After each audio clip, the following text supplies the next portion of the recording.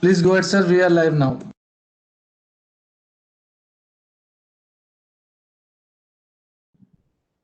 Welcome, ladies and gentlemen.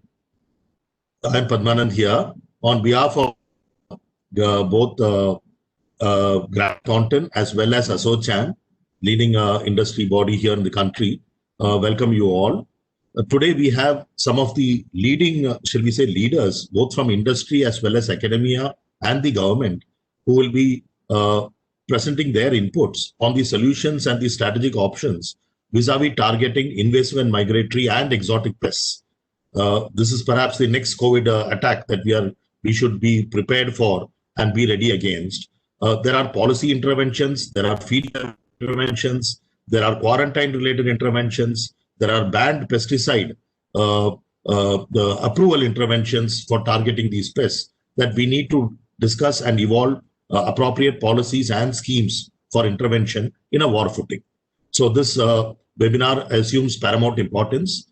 We have some of the industry leaders as mentioned, Secretary General ASSOCHAM, Deepak Ji. We have Sagar Kaushik Ji, who's a national expert with regard to the agri sector, his whole life contribution to the UPL and several leading firms in the space. We have Shri Agarwal Ji from Dhanuka Agritech. We have Rahul Ji from Corteva Agri Science.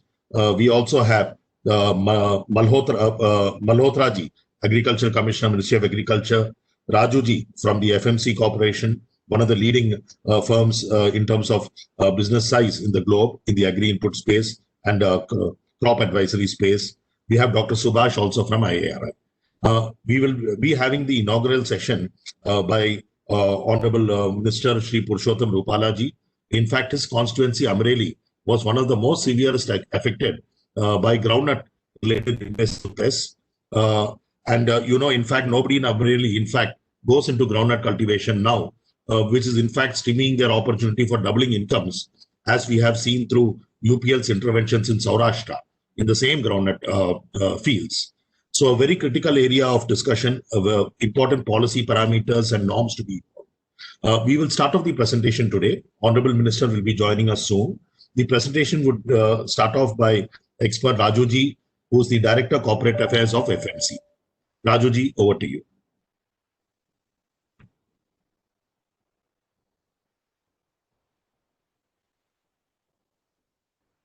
Raju Ji, you're on mute.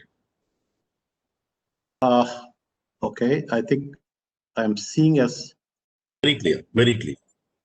Is it clear now? Is the voice clear? Yes, very clear. Absolutely. Yeah. Okay, and can I have my presentation which I was sharing? Okay, I'll share it again. All right. Thank you very much, ASSOCHAM, for giving this opportunity. Thank you, Amanji and Deepak Ji. So let's talk about this subject. Essentially, we're talking about invasive pest management, and I'll be presenting a case study on how we have gone about addressing one of the key pests. Before we go there, let me just introduce my company. We are FMC Corporation. We were established in 1883, and today we are one of the pure play agriculture sciences company, providing innovative solutions for growers around the world. We have 23 R&D sites, 26 manufacturing sites globally. 7% of our revenue is spent on R&D, and we have global scale and capacities. The company is deeply committed to innovating sustainable solutions, wherein almost 100% of our R&D spend by 2025 will be dedicated to developing the sustainably advantaged products and the other sustainability related community engagement index, etc.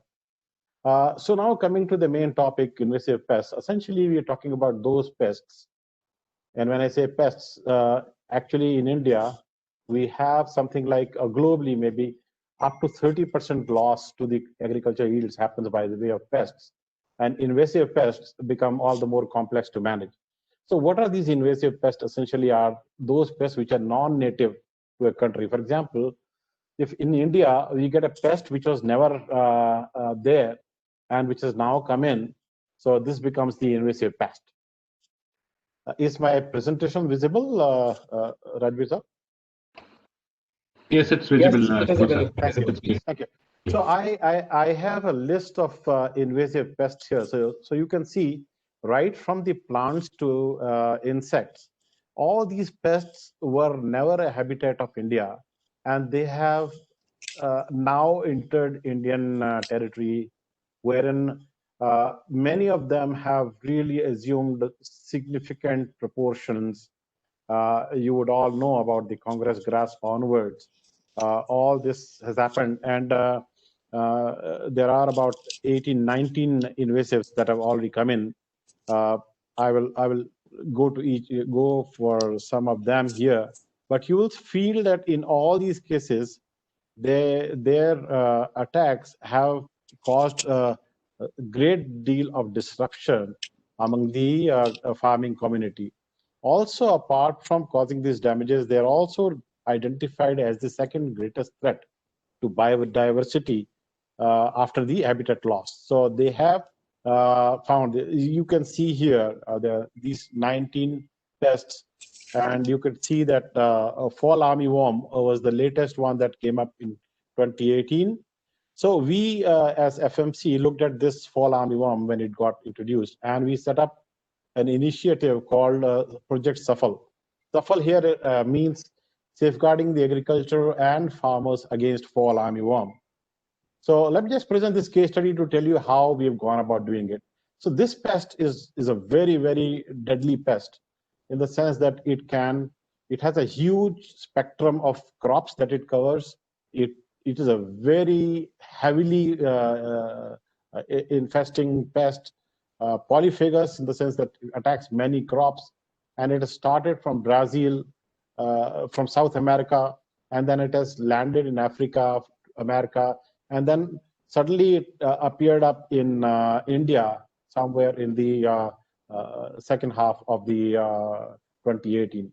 So that's where we thought we would look at this pest and see what could we do about this pest. So looking at this, you see the expansion of this product, how it has grown, and suddenly from a pest which was limited to one small portion, it has now gone all around the world. And within that, within India, very quickly, within about a year's time, it went on to hit all the major states, agricultural growing states in the country. So the speed of this pest is very, very high.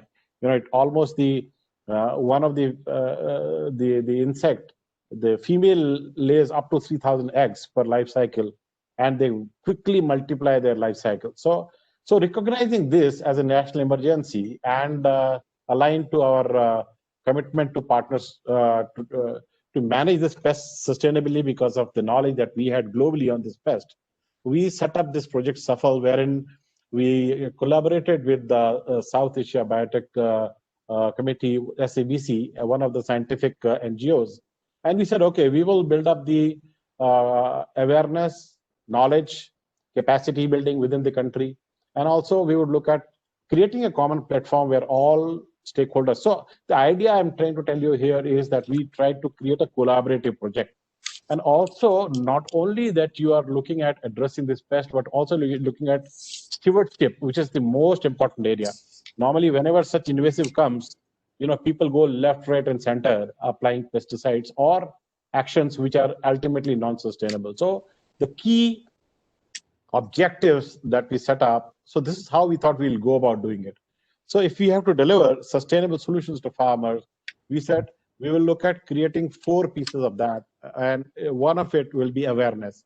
You know, farmers had no awareness, the scientific community had very low awareness, the government had absolutely very little awareness of this pest because it suddenly came up. And so we said we will create awareness, we will do the capacity building in the public system, because most of the public system had very little information. And then we said, okay, we will develop the global repository of knowledge on this product at one place. So we set up, we will set up a web-based portal, which will have a repository of all the work and the networks that have been created globally about this, and then create partnerships and on-farm, off-farm demonstrations to look at how do we create impact and how do we safeguard the farmer. So you would see here that we tied up with large number of government bodies, large number of public systems became our partners in this whole game. And this was the brief summary in numbers. If you see, we touched 10 states during 2019 and a part of 2020. Because of the COVID, we could not go full out, but we have gone digital in many places. We had 35 partnerships. More than 6,000 farmers were trained, completely trained on how to handle it. More than 400 extension workers, 39 district agricultural officers, retailers, even the DESI programs, RAWE programs were leveraged to reach out, create awareness and capacity building and communication around this whole product.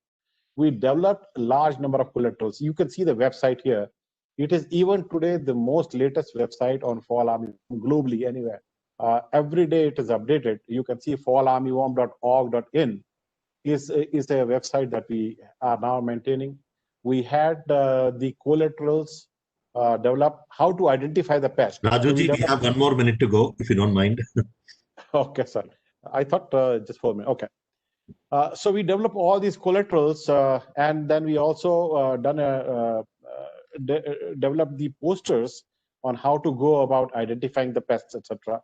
The website was launched by Honorable Rupalaji himself, and the posters on identifying how to go about this was also launched by him. We have now created a network of all the experts in the country. They are all connected by on the internet on our website. Similarly, you can see that we promoted the entire integrated pest management. A large number of articles were printed offline, online. You would see there was a serious. नमस्कार, राम राम सभी को. अरे प्रणाम sir, प्रणाम. आपका नाम अभी लिया ही था सर.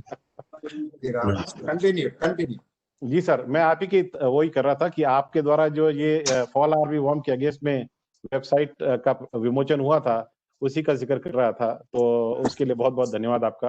तो ये जो विमोचन हुआ उसके बाद से we have gone about promoting good agricultural practices and IPM. So almost 2.5 lakh किसानों तक हम लोग पहुंचे हैं इस प्रोजेक्ट के द्वारा, प्रोजेक्ट सफल के द्वारा.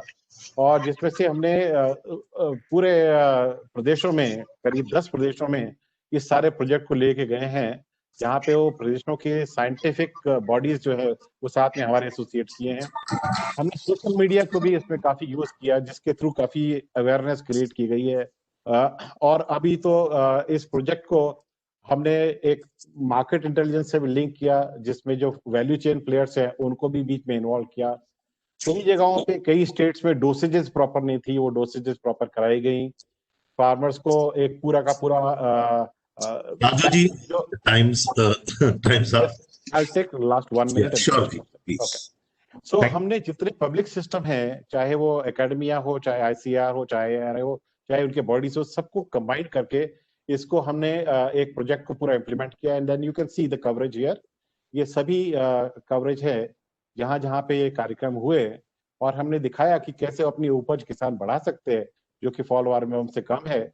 इसको पूरा प्रेस में भी कवरेज दी गई, ताकि जो किसान है उसको इसके बारे में पूरी अवेयरनेस हो जाए. और ये सारी अवेयरनेस करने के बाद में अभी एक लास्ट का ये मैं करना चाहूंगा. इसमें हमारी रिकमेंडेशन ये रहेगी कि आगे से इसको मैनेज करने के लिए जो प्रोसेस है उसमें हमें एक proactive track and trace system रखना पड़ेगा, कि ग्लोबली कहाँ कहाँ पे कौन से पेस्ट हैं जो कि इस तरह से वो इन्वेसिव हमारे कंट्री में बन सकते हैं. वो नॉलेज को हमें लोकली यहाँ पे लाना पड़ेगा. एक सिनेरियो प्लानिंग करनी पड़ेगी कि वो जब पेस्ट हमारे लोकल में आएगा, so how do we, what is the resource pool that we have with us, both from knowledge point of view, from the resources, कि हमारे पास कौन से पेस्टिसाइड हैं या कौन से IPM टूल्स हैं या कौन से बायोलॉजिकल्स हैं. पीरियडिकली उसको अपडेट करना पड़ेगा रेगुलरली. एक प्रोएक्टिव पॉलिसी बनानी पड़ेगी, जिसमें रेगुलेटरी प्रिपेयर्डनेस भी होना पड़ेगा, ताकि जो ग्लोबली अवेलेबल सॉल्यूशंस हैं वो सारे सॉल्यूशंस को हम लोगों के पास में रेडी रिकॉर्डर रहे, उनकी लोकल अवेलेबिलिटी रहे, और एक रेगुलेटरी का क्विक रिस्पांस रहे, ताकि वो पेस्ट जो है उस लेवल पे न पहुंच जाए जहां उसको कंट्रोल ना कर पाए. और उसके बाद जब हमारे सॉल्यूशंस बने, वो सॉल्यूशंस को वाइड कम्युनिकेशन करना पड़ेगा, उसकी अवेलेबिलिटी इंश्योर करानी पड़ेगी, और रेगुलर बेसिस पे वो सॉल्यूशंस को रिव्यू करना पड़ेगा, ताकि हम उनको देख पाए कि वो सॉल्यूशन काम कर रहे हैं. इसी तरह से MRL फिक्सेशन वगैरह भी है, वो हाथ के हाथ करना पड़ेगा. इस प्रोसेस को ट्रांसपेरेंट रखना पड़ेगा, इंक्लूसिव करना पड़ेगा, साइंस ड्रिवन होना पड़ेगा और कोलैबोरेटिव होना चाहिए। और स्टेक होल्डर इसमें जो है गवर्नमेंट, रेगुलेटर्स, एकेडमिया और इंडस्ट्री सबको साथ में रहना चाहिए। ये हमारी क्विक इसमें रिकमेंडेशन रहेगी। धन्यवाद बहुत बहुत आप सबका। Thank you Raju ji. राजू जी ने बहुत बढ़िया एक्सप्लेन किया उनका सफल प्रोग्राम का। हमें अभी भी याद है कि महाराष्ट्र में मक्के का असर हुआ था, हमारे बहुत सारे एफपीओस एंड फार्मर्स को पूरा उनका उत्पाद का आधा हो गया था because of the fall armyworm impact. In fact जैसे मैंने बोला था ऑनरेबल मिनिस्टर का अमरेली कॉन्स्टिट्यूएंसी में भी व्हाइट ग्रब का इम्पैक्ट के कारण पूरा ग्राउंडनट उगाना ही बंद किए लोग, जिसके मुताबिक शायद उनका आमदनी एक ही फसल में दुगना हो सकता था।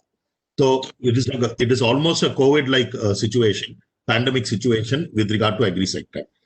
Now I request Deepak Sood ji, who is the Secretary General of ASSOCHAM, both a leader from industry and government point of view, who's also served as investment promoter for Karnataka. I will not elaborate too much. Over to you, Deepak ji, on your expert inputs. Thank you very much. माननीय मंत्री रूपाला जी, बहुत बहुत धन्यवाद, आपने समय निकाला आज दोपहर को हमारे साथ बनने के लिए। All the eminent speakers at the panel, other speakers who are going to speak post this panel, the delegates who have joined from India and abroad, people of media, ladies and gentlemen, it's a proud privilege for me to welcome all of you. माननीय मंत्रीवर हमारे साथ जुड़े हैं, and agriculture is today possibly the most important, if not the most important, employment generator within this country. If you look at it, 58% लोग इससे जुड़े हुए हैं और इसका सबसे ज्यादा चीज एक तो एम्प्लॉयमेंट पे है, इनकम जनरेशन पे है, बट सबसे ज्यादा क्या चीज ये ऐड करती है, it is the food security for this country. Food security, इतने लोगों को आमदन मिलने से this has a huge economic impact for the country, and therefore it becomes extremely important as a businessman, as a policy driver, that we make the max out of the opportunity that this sector provides us.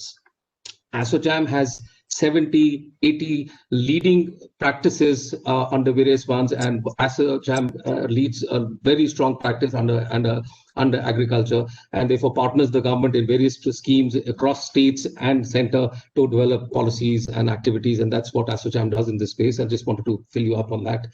I think one of the major challenges that the world faces, and today India is facing, is, and that humankind, is the threat of food security.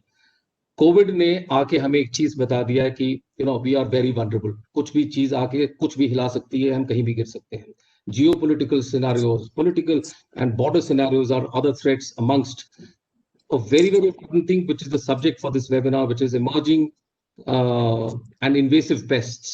ये एक ऐसी चीज है कि आपकी biodiversity को destroy कर सकती है। It can wipe out your crops, आपकी इकोलॉजी को ऑल्टर कर सकती है, आपके वाटर लेवल्स को डिप्लीट कर सकती है। It can cause diseases to such effects that your yields can actually vanish, and which is counterproductive to the whole economic model that one is trying to build.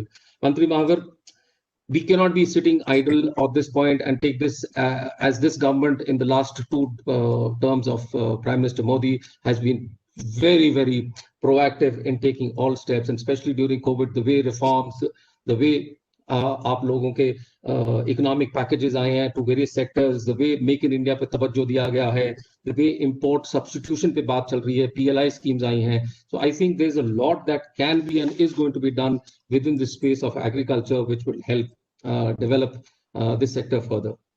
Management of invasive pests becomes extremely important if there is a threat. This is a risk to the entire agriculture economy, and therefore a presence of an invasive and a migratory pest policy, which could be as which could be with us, जो हम activate कर पाए जे अगर हमारे को ऐसी कभी जरूरत पड़ जाए. And second, which also got spoken by a couple of people before you joined, sir, is about sharing of information on global platforms and people, जिससे कि हमें ये पता चल जाए कि ये पेस्ट क्या है, इनका डेटाबेस क्या है, how they react in various continents and countries. Raju ji ने नाम दिखाए of pests which were never in this country but live here now, and their natural enemies. India has seen in the last 15 years 10 such.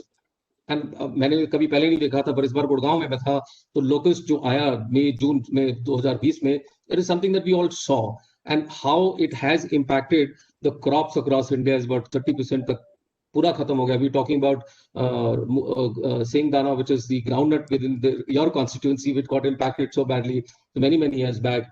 but one is also talking about 2018 में जब army worm attack हुआ था और पूरी मेज crop हमारी खत्म हो गई थी और हमको इंपोर्ट करना पड़ा था in 2019 the maize. So the whole idea is to look at policy interventions so as to we have strong quarantine rules for animal, plant health plus agriculture produce, so that we do not allow such things to come through. So these are the policy interventions, and with these people around, one is trying to look at, and aapki guidance ke through as to what can actually be done is what we're looking forward from this ASSOCHAM webinar. Thank you very much once again, Mr. Minister, for joining us, and back to you, Mr. Moderator.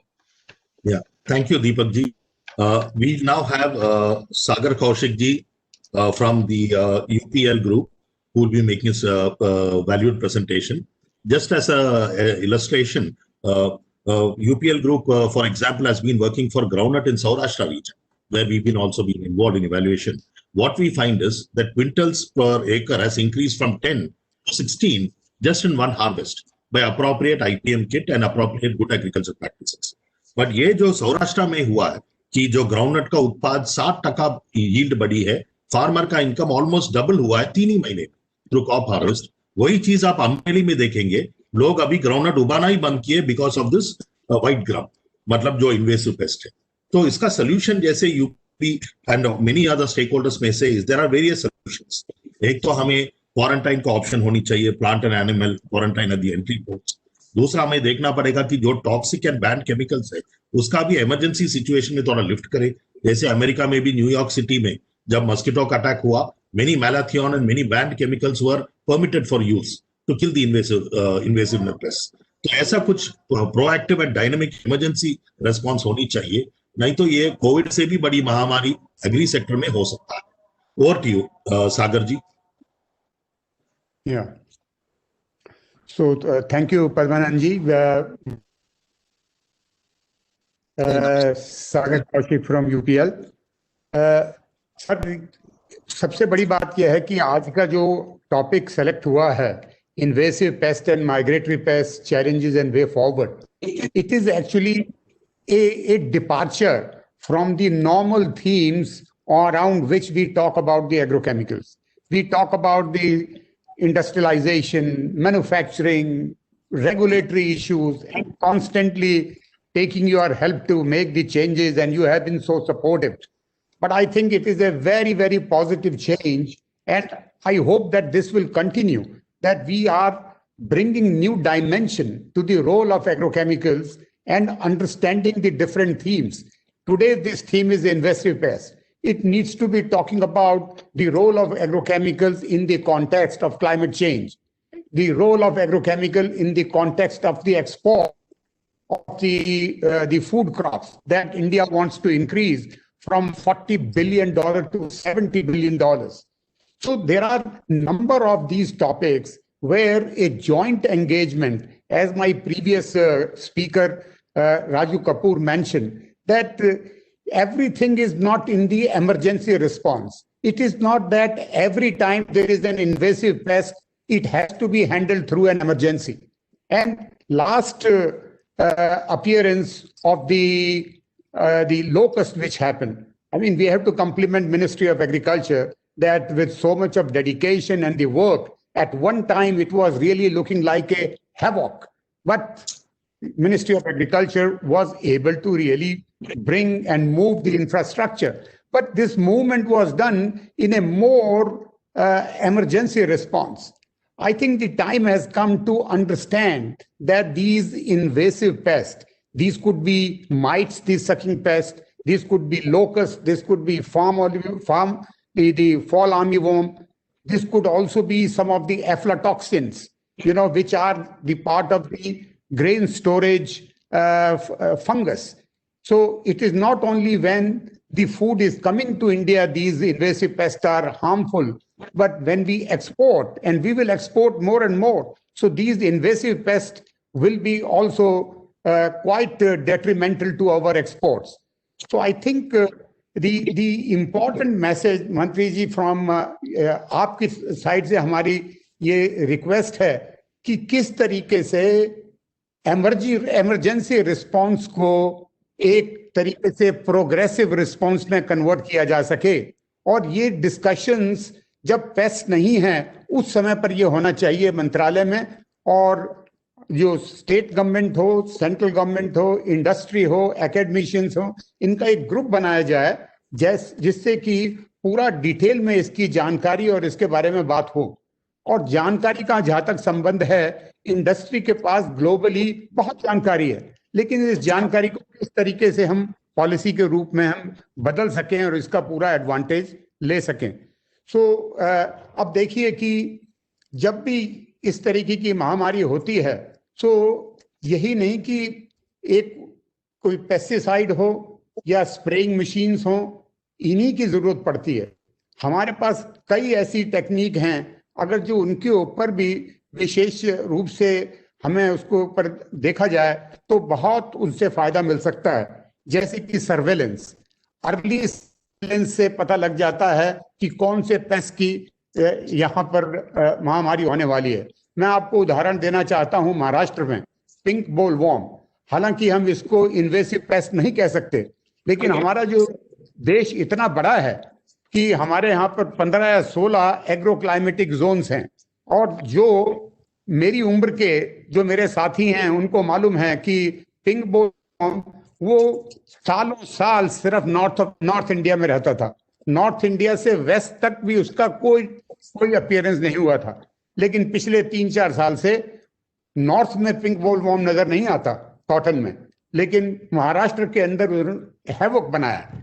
लेकिन उसको control करने का सबसे बड़ा साधन जो निकला था वो सर्वेलेंस का था, कि how early we are able to identify the insect in the cotton area, if we are able to identify. So the surveillance technology और जो नए नए जो तरीके मिल रहे हैं, जो एप्लीकेशन टेक्नोलॉजी से हैं, और इन चीजों से हमें काफी फायदा मिल सकता है।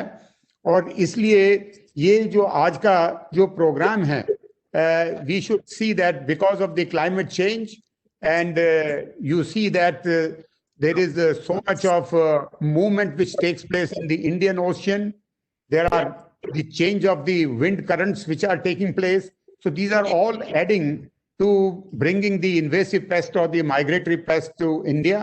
And therefore, we should become much more open for a very collaborative working between the academia, industry, and of course, under the guidance of Ministry of Agriculture, that we are more prepared with the solutions and not looking for everything as an emergency response. So, sir, thank you very much. These were my initial remarks for this project. Thank you.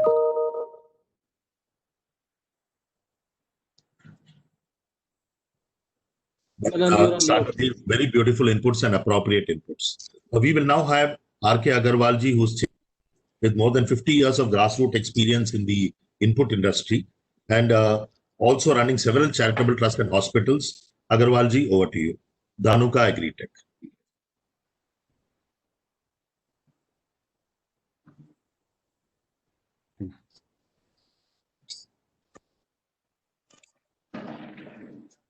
जय श्री कृष्ण। माननीय मंत्री जी, जय श्री कृष्ण। जय श्री कृष्ण। परमानंद जी, दीपक सूद साहब, बाकी industry के colleagues और 250 से ज्यादा व्यूअर्स जो इस प्रोग्राम को देख रहे हैं। मेरा प्रोग्राम प्रेजेंटेशन तो काफी लंबा है, तो मैं सोचता हूँ कि प्रेजेंटेशन को ना लेके मैं भी कुछ जो मुद्दे के पॉइंट है उस पर चर्चा करूं। आज के दिन सबसे बड़ा इन्वेसिव पेस्ट कोविड-19 से बड़ा दूसरा पेस्ट मेरा ख्याल है अब तक ना दुनिया ने देखा है, और ना भगवान करे हमें कोविड महामारी जैसा प्रकोप देखने को मिले। हम पास्ट की हिस्ट्री में जाए तो 1942 में बंगाल फेमिन अकाल हुआ था, और उस टाइम पैडी के अंदर लीफ स्पॉट नाम की डिजीज आई थी, और हमारे पास उस टाइम कोई फंगीसाइड कंट्रोल के लिए नहीं था, और सारे पैडी के खेत खत्म हो गए और हिंदुस्तान में लाखों लोगों को भूखों मरना पड़ा। और 60s में हम PL480 में भीख में गेहूं मंगा के खाने को मजबूर थे। तो ये पास्ट हिस्ट्री की बात हो जाती है। पास्ट से हमें लेसन लेना चाहिए, लेकिन पास्ट के हम हमारे वैज्ञानिक लोग पहले ग्रीन रेवोल्यूशन के गुणगाथा अभी तक गाते चलते हैं, लेकिन वो गुणगाथा से आगे काम चलने वाला नहीं है। अभी हमारे देश को, जैसे माननीय प्रधानमंत्री जी बात कर रहे हैं, उन्होंने IRA के एक फंक्शन में कहा था कि हमारी एवरेज पैदावार 2 टन प्रति हेक्टेयर है, और जबकि वर्ल्ड की 3 टन प्रति हेक्टेयर है। तो हमें कम से कम हमारे वैज्ञानिकों की अपनी पैदावार वर्ल्ड की 3 टन एवरेज के ऊपर ले जानी चाहिए। तो आज उसमें जो इन्वेसिव पेस्ट है, मुझसे पहले राजू कपूर साहब ने बहुत अच्छा प्रेजेंटेशन दिया, डिटेल दिया, इन्वेसिव पेस्ट की इंफॉर्मेशन दी कि किस किस प्रकार के इन्वेसिव पेस्ट है। और उन्होंने फाल आर्मी बात, जिसने मक्का के किसानों का जो कहते हैं ना तेल निकाल दिया, मतलब उनकी हालत इतनी खराब कर दी कर्नाटक महाराष्ट्र में। और परमानंद जी ने भी बताया कि हमें मक्का की पैदावार आधी हो गई और इंपोर्ट करना पड़ा। तो एक इन्वेसिव पेस्ट कितना भारी नुकसान कर सकता है। तो आज तो पेस्टों की झड़ी लगी है, नई नई बीमारियां है, नए नए वीड्स हैं। कांग्रेस ग्रास, मेरा ख्याल है हिंदुस्तान में ऐसा कोई नहीं होगा जो कांग्रेस ग्रास के नाम से वाकिफ नहीं हो। और कांग्रेस ग्रास ने हमारे किसानों का, हमारे देश का कितना नुकसान किया है। तो आज आवश्यकता किस बात की है कि भाई इन्वेसिव पेस्ट है और इंटरनेशनल बिजनेस बढ़ेगा, तो इन्वेसिव पेस्ट को, जैसे मेरे से पहले भी जो लोग हैं उन्होंने बताया कि हम हर टाइम इमरजेंसी तरीके से प्रॉब्लम को हल नहीं कर सकते। अग्रवाल जी, एक और मिनट, ऑनरेबल मिनिस्टर का टाइम है फ्लाइट पकड़ने का, 1 मिनट। सर आपका हुक्म है, 1 मिनट में मैं बात खत्म करूंगा। Thank you, please continue. मैं मुद्दे की कुछ 5 बातें कहना चाहता हूं कि आज हमारे देश में इन्वेसिव पेस्ट, और क्योंकि इससे पहले एग्रीकल्चर और फूड सिक्योरिटी की चर्चा हो गई है, तो मैं 5 पॉइंट कहना चाहता हूं कि आज की एग्रीकल्चर के लिए, क्योंकि माननीय मंत्री जी को मैंने पिछला जो एसोचैम का प्रोग्राम था लास्ट ईयर, उसमें भी मैंने माननीय मंत्री जी को सुना था। तो सबसे पहला मुद्दा है कि जो एग्री इनपुट एग्रीकल्चर के लिए जरूरी है, उसमें जो पेस्टिसाइड है उसका रोल बहुत बड़ा है। और आज हमारे देश में इस क्षेत्र को नेग्लेक्ट किया गया, इस क्षेत्र को गलत निगाह से देखा गया, जबकि ये क्षेत्र देश की फूड सिक्योरिटी के लिए सबसे बड़ा रोल अदा कर रहा है। दूसरा पॉइंट है, हमारे देश में 292 पेस्टिसाइड रजिस्टर्ड हैं, वर्ल्ड में 1175 पेस्टिसाइड अवेलेबल हैं। अब हमारे देश के कानून ऐसा है कि इंसेक्टिसाइड एक्ट कहता है कि 1 साल में रजिस्ट्रेशन होना चाहिए, ज्यादा से ज्यादा 1.5 साल में कर दो, लेकिन लगते 5 साल, 7 साल, 8 साल। ऐसे में हमारे साथ मल्टीनेशनल कंपनीज के कोटेवा भी हैं, FMC भी हैं, बायर भी हैं। कौन कंपनी क्या डिसाइड करेगी इंडिया में हम कैसे पेस्टिसाइड लाएं, कैसे रजिस्टर कराएं? तो ये सब सोचने की बात है कि हमारे प्रधानमंत्री जी ने हमारी बॉर्डर ने स्ट्रेंथन कर दिया कि हम चाइना और पाकिस्तान का चैलेंज एक साथ देख सकते हैं, लेकिन हम अपने किसानों को स्ट्रेंथन नहीं कर रहे, उनको लेटेस्ट टूल्स नहीं दे रहे। तो आज किसानों को नए पेस्टिसाइड देने की आवश्यकता है। फिर नए पेस्टिसाइड क्यों नहीं आ रहे? एक मैंने बात कर दी, रजिस्ट्रेशन सिस्टम।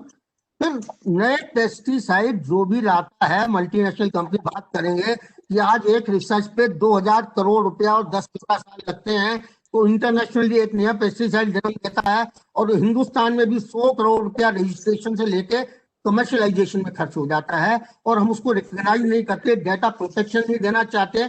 उसी वजह से है कि आज जो चाइना से फैक्ट्रियां मूव हो रही है, हिंदुस्तान कोई नहीं आना चाहता, सब वियतनाम, फिलीपीन, थाईलैंड, मलेशिया जाना चाह रहे हैं। तो माननीय मंत्री जी से प्रार्थना है कि जो भी फैसला होना चाहिए किसानों के और देश के हित में लेकर होना चाहिए। आज अगर हमारे देश और किसानों के हित में फैसले लिए गए तो हमारा देश विश्व के लिए सिर्फ पेस्टिसाइड का एक्सपोर्ट नहीं, हब नहीं, हमारा देश पूरे विश्व को फूड सप्लाई करने का हब बन सकता है।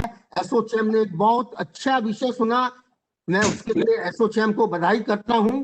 और माननीय मंत्री जी की लास्ट बात याद दिलाना चाहता हूं, जब एसोचैम के लास्ट ईयर फंक्शन में उन्होंने बोलते हुए कहा था, डॉक्टर PK चक्रवर्ती साहब ने वहां प्रेजेंट किया था कि 25 से 30% पेस्टिसाइड नकली हैं, और अभी मिनिस्ट्री ऑफ कंज्यूमर अफेयर्स की रिपोर्ट है 2018 की, जो इंडियन एडमिनिस्ट्रेशन सर्विस से जनरेट की अग्रवाल गई जी, है। But time 58% pesticide agri inputs नकली हैं। तो मंत्री जी का, माननीय मंत्री जी का किसानों के हित में कि उनको सही इनपुट मिले, उनकी आमदनी बढ़े, यही मेरा नम्र निवेदन है, प्रार्थना है। जय श्री कृष्ण, धन्यवाद। थैंक यू अग्रवाल जी। अभी हम माननीय मंत्री जी पुरुषोत्तम जी को आमंत्रण देंगे कि थोड़ा अपना इनपुट्स दें इसके बारे में, जो भारत की सबसे शायद महामारी एग्री सेक्टर में जो अभी होने वाला है, चल रहा है, हो रहा है, वो अमरेली में हो या पूरी गुजरात में हो, महाराष्ट्र में हो, पूरी वेस्टर्न इंडिया, सदर्न इंडिया, हर जगह पे जहाँ पे अफेक्ट हुआ है, व्हाइट ग्रब का अटैक हो, आर्मी फ्लाईवर्म का अटैक हो, ऐसे 10-15 प्रेडेटरी एंड इन्वेसिव इंसेक्ट्स का, उसका सलाह एंड सोल्यूशन पॉलिसी सही हो सकता है। एंड मंत्री जी ने अभी तक इनोवेटिव पॉलिसी एग्री मार्केटिंग में लाए जो देश ने पहले देखा ही नहीं है। FPO 10,000 एंड स्कीम्स भी लाए जो भी देश ने पहले देखे ही नहीं है। तो ऐसा एक अच्छी policy invasive paste and exotic paste के लिए लाएंगे तो एक कोविड जैसा सिचुएशन एग्री सेक्टर में अवॉइड कर पाएंगे, हमारा फार्मर लोग बच पाएंगे। ऑनरेबल मंत्री जी। जी नमस्कार। सबसे पहले मैं एसोचैम इंडिया के कर्णधारों को नए साल की ढेर सारी शुभकामनाएं देता हूं और धन्यवाद करता हूं कि आपने नए साल में आप सब लोगों के साथ मिलके राम राम करने का मुझे अवसर दिया, तो सभी को मेरा राम राम। ये एक बहुत ही वैज्ञानिक तरीके से इस विषय को रखने का काम एसोचैम ने किया है। ये invasive and migratory pest management ये बहुत ही गंभीर विषय है और इनके कई परिणाम हमने खुद ने देखे हैं। कपूर साहब बता रहे थे, अग्रवाल जी बता रहे थे, श्रीमान कौशिक जी ने विगत से बताया, कोई ने बताया कि ये हम पहली बार ये टिड्डी को देखा तो ये 20-25 साल के बाद पहली बार आया। ऐसे कई पेस्ट हैं जो ऐसे ही हमारे देश के खाद्यान्न की सुरक्षा को थ्रेट करते हैं। मैं इसमें से इतना मोटा मोटा मेरे मन में आ रहा है कि आप सबकी एक राय ऐसी बन रही है कि इस प्रकार के पेस्ट के मैनेजमेंट को इमरजेंसी तौर पे ही सॉल्व करने की जो हमारी पॉलिसी है वो नहीं होनी चाहिए और इसके लिए हमारी लॉन्ग टर्म पॉलिसी होनी चाहिए, कोई डिसीजन होने चाहिए और इसके लिए कोई एक फोरम होना चाहिए जिस पर इस बात की चर्चा हो और इसी में से जो तारतम्य निकले। तो मैं तो आज ही, आप अभी भी बैठने वाले हो और आपका अगला सेशन भी है जिस पर आप पैनल डिस्कशन भी करने वाले हो, तो आज ही उसी पर मोटे मोटे रूप से आज यहाँ सबके प्रतिनिधि भी है, तो मिलके जो आपका तारतम्य हो, इसका जो भी नतीजा हो वो मुझे पहुंचा दिया जाए, आप मुझे भेज देना, इस पर हम जरूर गौर करेंगे और फिर बैठ के इसमें आगे क्या किया जा सकता है वो भी जरूर करेंगे। ये अग्रवाल जी जो बता रहे हैं कि ये नकली पेस्ट का जो है, तो उसके लिए भी आपकी ओर से कोई नक्कर पॉलिसी सजेशन हमारे सामने आए कि भाई ये करने से ये बंद हो सकता है, तो हम बड़ी ताकत से इसका इम्प्लीमेंटेशन करने के लिए राजी है, करने की हमारी मंशा है कि भाई इसको कैसे अलग कर दिया जाए या इसको कैसे नष्ट कर दिया जाए, क्योंकि किसान भोला भाला है, अनपढ़ है, तो वो तो दुकान से अपना भी क्या हो गया है, मुझे नहीं कहना चाहिए मगर फिर भी कह ही देता हूं, सब लोग जिम्मेवार लोग बैठे हैं तो नहीं बताने से भी कोई फायदा नहीं। वो अपना मुनाफा कमाने के लिए लास्ट ट्रेडर जो बैठा है, आप इसको, आप में से कोई कहेगा कि मैं तुझे 40% दे दूंगा इंसेंटिव, तो वो माल किसान के खेत में जाके क्या करेगा वो बात छूट जाती है, मगर उनकी दुकान से जाने से उनके घर में काम जरूर हो जाता है। और इसके चलते इनके जो रिटेलर्स हैं वो विदेश प्रवास तक की सुविधा का इस्तेमाल कर रहे हैं। ये इनकी एक बड़ी बड़ी वो है जो हमारे संज्ञान में आई हुई बात है। मैं उसी पे ही कंसंट्रेट करना नहीं चाहता, ये मार्केटिंग अलग विषय होता है, मगर ये क्वालिटी से के साथ जुड़ा हुआ सब्जेक्ट है वास्तव में। तो इनको कैसे दुरुस्त किया जाए और किसानों को इस झंझाट से कैसे इसका निस्तारा दिया जाए। आपकी ओर से बार बार ये इश्यू आ रहा है कि भी दुनिया में 1200 पेस्टिसाइड रजिस्टर है और हमारे यहाँ 200-300 ही है। आपके यहाँ 1400 ही करवा दो, इसके बीच में क्या दिक्कत है वही हमारे सामने आके आप बता दो कि भी इसके सामने ये दिक्कत है। इसका भी हम सॉल्यूशन आपके सामने रखने के लिए सरकार की ओर से जो करना होगा वो जरूर करने की हम कोशिश में लगे हुए हैं। ये एक बात मुझे बहुत अच्छी लगी कि यदि ऐसा कोई प्लेटफॉर्म बनता है जो इंटरनेशनल डेवलपमेंट का सर्वेलेंस करते हुए हमें पहले से ही आगाह करे। ये टिड्डी के काल में मेरे संज्ञान में आया था। ये हमको पता लगता है कि टिड्डी कहाँ से शुरू होती है, कहाँ मुकाम करती है, कहाँ ग्रो करती है, इनका सारा हिस्ट्री है। मगर इंटरनेशनली कोऑर्डिनेशन की कमी की वजह से, या तो उसमें ऐसी कोई सुविधा नहीं होने की वजह से, वरना वहां से अफ्रीका से निकली हुई टिड्डी भारत में आए उससे पहले ही उसको तो मर जाना चाहिए, क्योंकि वो तो हर देश के लिए थ्रेट है। तो वो इसका भी कोई इस प्रकार का हल भी होना चाहिए कि यदि वो जहां है वहीं पे ही उसको मार दिया जाए, और उसी के लिए इंटरनेशनल कोई भी ट्रीटी होनी चाहिए, इंटरनेशनल इसके लिए कोई योजना होनी चाहिए और इसका इम्प्लीमेंटेशन होना चाहिए। क्योंकि ये करीबन 50 देशों से मुसाफरी करते हुए 51 के में देश में भी जाके नुकसान करे, ये तो वर्तमान समय के लिए ये बिल्कुल योग्य नहीं है। तो इस प्रकार की, क्योंकि हमारे पड़ोस में पाकिस्तान होने की वजह से ये भी दिक्कत है कि वो सही जो होती है इंफॉर्मेशन वो ठीक से शेयर नहीं करते हैं, ऐसी भी हमारी जानकारी आई है। मगर इसके आगे भी तो हो सकता है। तो इस प्रकार की और भी कई चीजें हैं जिनका इंटरनेशनल नॉलेज का शेयरिंग होना और उसके अनुरूप सॉल्यूशन के लिए कोई रचना हो जाना, इस प्रकार की व्यवस्था हम परमानेंट रूप में खड़ी करें, ऐसे ही नहीं जब अभी कुछ नहीं है तभी ही उसके बारे में सोच लिया जाए। तो ये बहुत ही एक कारगर साधन डेवलप हो जाएगा, ऐसा मुझे उम्मीद है। हम सब मिलकर उसी दिशा में कोई ठोस उसको नक्कर स्वरूप देने की कोशिश करें, उस प्रकार की कार्यवाही आगे जाके करेंगे। ये कोविड की वजह से मैं तो ये मानता हूं कि इनके नुकसान के कई चीजें हैं, मगर इनका एक फायदा भी है कि मैं इस प्रकार से आपको दूसरी बार मिल रहा हूं, वरना ऐसे नहीं होता तो मिलना संभव नहीं था, ये रूबरू की मीटिंग नहीं होने वाली थी।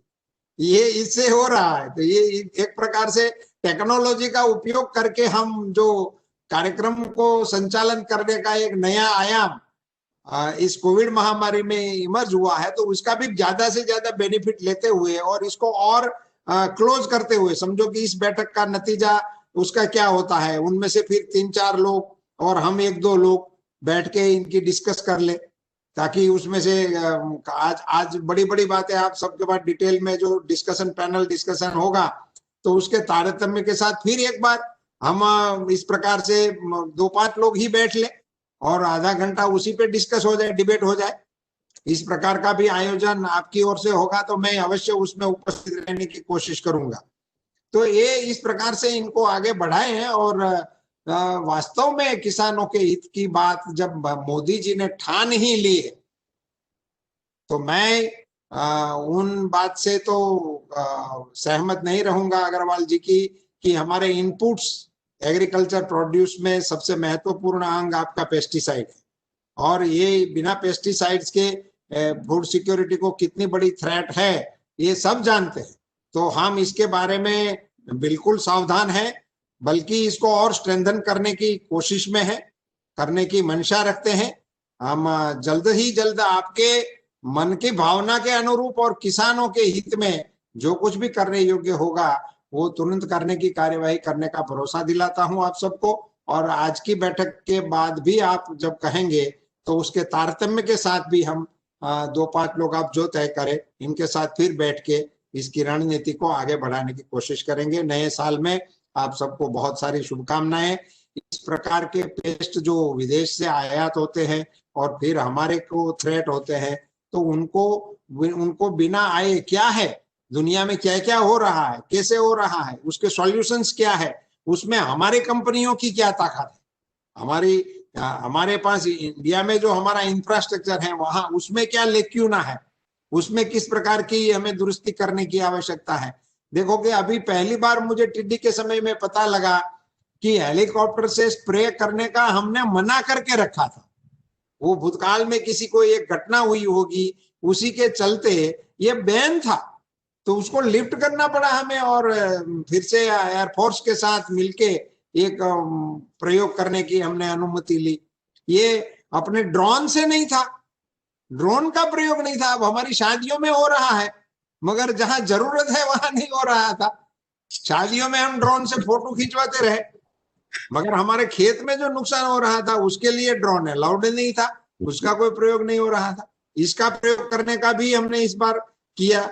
मैं आपको जानकारी देता हूं कि मैं किसी शो में गया था, अपने ये स्टॉल लगते हैं ना, उसी में मैं कहीं गया था, तो एक ड्रोन के स्टॉल के पास खड़ा रहकर मैंने पूछताछ किया, तो उन्होंने कहा कि हाँ हम पेस्टिसाइड पे प्रयोग कर सकते हैं। मैंने उसको मेरा नंबर दे दिया, उसको कहा कि तू मेरी ऑफिस के साथ जुड़ के भाई मुझे टिड्डी पे करना है, तू जाके कर। वो बेचारा गया और उसका बड़ा नुकसान हो गया, वो नहीं कर पाया और उसका कुछ गिर गया, टूट गया, फूट गया, कोई किसी को मिला नहीं। मगर इससे परिणाम ये हुआ कि आखिर में ड्रोन से टिड्डी के सामने उसको काम करने का एक अच्छा मॉडल डेवलप हो गया। किसी को थोड़ा नुकसान हुआ, किसी को कुछ सुनना हुआ, मगर ये अभी हुआ, ये हो जाना चाहिए, ये पहले से होना चाहिए। तो इस प्रकार की रचना करने का एक प्लेटफॉर्म आप जो लोग के मन में है वो क्या हो, कैसा हो, उसमें सरकार का रोल क्या हो, कंपनियों का रोल क्या हो, एकेडमिशियनों का रोल क्या हो, तो इन सबको मिला के आप इसका कोई इवेल्यूट करने की रचना ढूंढ ले, तो उसको भी आगे बढ़ाने का हम जरूर काम करेंगे। आप सबको मेरा तहे दिल से नए साल का राम राम, सबको बहुत बहुत शुभकामनाएं। हम सब साथ मिलकर विश्व के फूड सिक्योरिटी को थ्रेट जो है उसके सामने मुकाबला करने के लिए हम सब एकजुट रहें, एक दिशा में काम करें और किसानों के हित में काम करें। बहुत बहुत धन्यवाद। Thank you honourable minister Rupala ji. In fact ASSOCHAM और ग्रैंड थॉर्ंटन के मुताबिक धन्यवाद। हम आपसे ख्वाहिश भी एक होगा कि हमारे कॉर्टिवा एग्री साइंस के राहुल सवानी जी का भी सजेशंस है ये प्रॉब्लम को सॉल्व करने के लिए। राहुल जी को भी आप थोड़ा 2-3 मिनट उनका एडवाइस भी देंगे तो अच्छी बात है। Rahul ji 4 minutes please, honourable minister का टाइम फ्लाइट भी मिस नहीं होना चाहिए। Please Rahul ji, over to you in 4 minutes. Yeah, please. Thank you very much.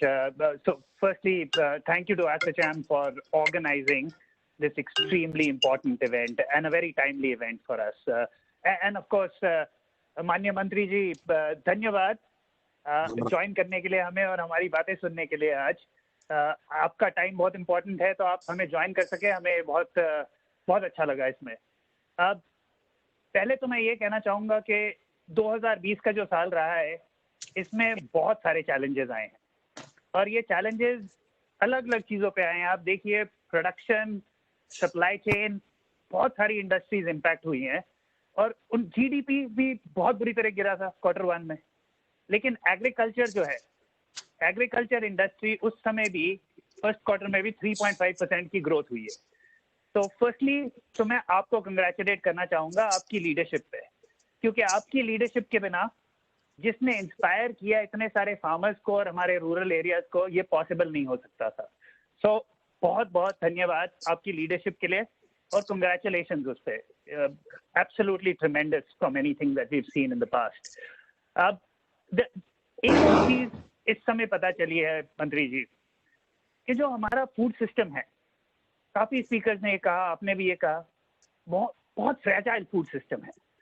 And ये फ्रेजाइल फूड सिस्टम इसलिए है कि हम रिएक्ट करते हैं काफी बार चीजों को प्लानिंग की जगह, राइट, प्लानिंग की जगह, ताकि रोबस्टनेस रहे सिस्टम में। और मैं ये कहना चाहूंगा कि फॉल आर्मी वर्म का एग्जाम्पल जो हम काफी लोगों ने बात की उसके बारे में। जब फॉल आर्मी वर्म ये आया, फर्स्टली गवर्नमेंट का रिएक्शन बहुत अच्छा था कि very quickly they were able to react and get accelerated registrations for molecules and AIs which are new, innovative, to be able to control this in the best way possible and control it with an environmental footprint that is beneficial. And I think that's a tremendous reaction. ऐसे reaction को हम system में कैसे build करें, ये हमारे सामने challenge है. एक दो चीजें मैं सामने डालना चाहूंगा मंत्री जी आपके. नंबर 1 ये है, दुनिया भर innovation is the solution to most things. And the biggest thing for us, support to be able to address these invasive pests, is how can we accelerate those innovations to be able to, the latest innovations to be able to come to the country. हमने fall armyworm में हमारी company ने स्पिनोट्राम, बड़ी अच्छी solution, very good environmental footprint. We could bring it to farmers who could benefit from it and be able to actually grow their incomes during that time and be able to keep the yields at that time. Similarly, अगर हम ये नए products को accelerated वे में ला सकते हैं, and मैं ये जानता हूं कि आपने बहुत सपोर्ट किया है उसकी तरफ, जितनी जल्दी हम पासवे डाल सकते हैं कि जल्दी प्रोडक्ट्स, नए प्रोडक्ट्स, इनोवेशंस एक्सेलरेटेड वे में कंट्री में आ सके, उसका बहुत बहुत ज्यादा असर होगा. कोई भी इन्वेजिव पेस्ट आए तो लेटेस्ट टेक्नोलॉजी जहां से भी आ रही हो, उसको जितनी जल्दी हम कंट्री में ला सकें, उससे बहुत फर्क पड़ेगा. दूसरी मैं ये चीज कहना चाहूंगा मंत्री जी कि एक प्रोएक्टिवनेस की जरूरत है. जैसे एंगेजमेंट अब आज चल रहा है, वैसी कॉन्वर्सेशन चलने की जरूरत है. और आपने पहले ये कहा कि आप फॉलो अप कॉन्वर्सेशन चाहते हैं, तो उसका बहुत धन्यवाद. जितनी हम कॉन्वर्सेशन ऐसे कर सकते हैं. राहुल जी, एक मिनट. हाँ जी, पक्का. तो जितनी ऐसे हम कोलैबोरेशन कर सकते हैं, उससे बहुत फर्क पड़ेगा और इस एंगेजमेंट से बहुत फर्क पड़ेगा. फाइनली मैं ये कहना चाहूंगा कि जब हम ये चीजें लेके आए, काफी सारी इनोवेटिव टेक्नोलॉजीज हैं, तो हमें देखना है कि इंटीग्रेटेड पेस्ट मैनेजमेंट कैसे की जाए. Not only sprays, we also have seed apply technologies. We also have multiple technologies available for spraying itself, like drone technologies and others. How do we look at this integrated pest management that doesn't only give us control right now, Mantri ji, but how do we look at integrated pest management that gives us control over a long period and farmers have multiple solutions to be able to control? So looking at things like seed apply technologies and giving preference to them, looking at innovative molecules, how we accelerate them into the country, and how we provide them in a vast way to farmers, irrespective of where they are coming from, is going to be key. And again, thank you, Mantri ji, for listening to us today. Thank you, Savani ji. Thank you. आपने बहुत ही अच्छे धन्यवाद सामने रखे. Thank you, Honorable Minister. Padmanand जी और सभी का बहुत बहुत धन्यवाद. मुझे अब एयरपोर्ट वाले बता रहे हैं कि आप बहुत धन्यवाद, बहुत ही धन्यवाद सभी को. आपकी यात्रा शुभ हो आपकी. Thank you. Ladies and gentlemen, we will now continue the program. We will have a presentation by Dr. Subhash of India's leading MERAPS, South Asia's leading research institute, IARI. Dr. Subhash.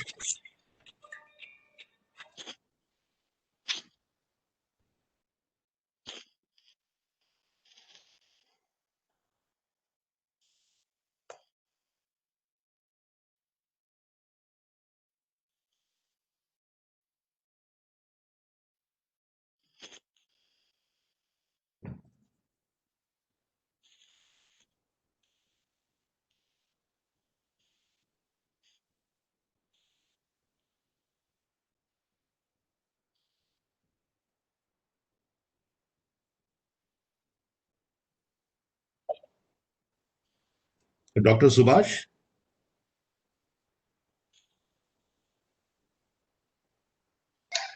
Oh, okay, sir. I was muted. Okay. Oh, right. Okay. Please. So, very good afternoon to everybody. I don't have presentation. I will just speak. Perfectly fine, Dr. Subhash. Yeah. 7 minutes, if you don't mind. Okay. So, very good. Although all those points they have been already raised, so I also have similar views. So invasive species, as we know, they are exotic species or foreign pests which do not exist in our country, but they come through either through imports, through quarantine negligence or through natural routes also. It's not always through quarantine negligence, but through migration or other routes they also come. But they pose a grave threat to agriculture production, environment and biodiversity in general. Because what happens when they come from foreign country, they leave behind their environmental resistance component. Their biocontrol agents, they don't come, sometimes they come, but sometimes they leave behind. So in new territory or new environment, when environmental resistance is very low or their natural enemies are not there, so they attain very high populations. And therefore, they pose threat to agricultural crops or also replace existing species, our native species. So therefore, they pose threat to biodiversity. So therefore, to contain them, for many species have come like white flies, so many white flies they have come, coconut white fly, Rugose white fly, spiraling white fly, leaf miners are there, tomato pinworm, mealybugs, lot of mealybugs, they have come, fall armyworm. And before that also in 60s, like Sanjo scale, bully apple aphid, and mites, sapota seed borer, coffee berry borer, a lot of plethora of species they have come, and we have tried to import their natural enemies also to establish that natural control, like in case of cotton mealybug or in case of papaya mealybug. But in case of this tomato pinworm or in case of this fall armyworm, already we are utilizing our native natural enemies. So that is one aspect. As far as their management is concerned, I think we need to strengthening of international cooperation. That is very, very important, international quarantine. And but once they have come into our country, they need fast detection, quick detection and containment. That should be the key. Quick. For that, we need strengthening of surveillance. So therefore, for surveillance and fast communication is also required to give an alert throughout the country for quick detection and containment, for which we need networking of all the National Agriculture Research System, industry, and also NGOs, so that quick detection. And for that, these new technologies like remote sensing, like drones, they can be very, very useful. For example, locust. Locust also, there was invasion of locust recently. That is another migrant. For that also, this international cooperation is very, very important.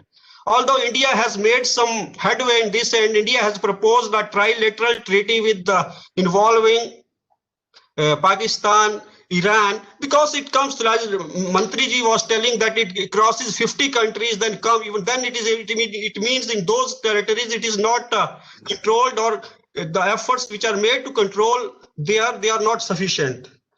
So actually, effective strategy for such was mapping of those swarming areas. Because in scheduled desert areas, the mapping where it breeds. So if we are able to locate those breeding areas and then treat those areas so that for emerging hoppers or egg pods to destroy, they will not move out. So for that, and this breeding is triggered by droughts followed by rains. So what happens when drought is there? So it brings together solitary, because this locust, they live in solitary phase under normal conditions, but when drought is there, so there is a constriction of vegetation, so they come together, and when further rains are there, so there is a flush of vegetation, and that triggers stimulation of their breeding. So that results in there, when they are together, there is a secretion of hormone serotonin, which is a well-filling hormone, and so they stay together. So that is the key. So this is why remote sensing is very, very important for this. And use of drones to locating those areas and then treating those areas. And some they say one more minute, Dr. Subhash. Okay. So they are using pesticides. They are using a lot of those pesticides. They play a very, very important role, and people are trying that we should also use biopesticides like metarhizium and all that. But networking of, by emphasis, the networking of NARS, industry, NGOs for promoting IPM is very, very important, and we should not be what you call reactionary. We should be responsive. But pesticide, they are very, very important tools of IM. But when recommending those pesticides, we should also give emphasis on insecticide resistance management strategy, because what we are farmers continue to use the same very precious molecule they continuously use, and after 2-3 years they say pest has developed resistance. So means IRM should be an integral part of IPM program, so that our good molecules, quality molecules, they last long, useful for the farmers for longer period of time, because it is very, very difficult to find a very good molecule. Yeah, thank you very much.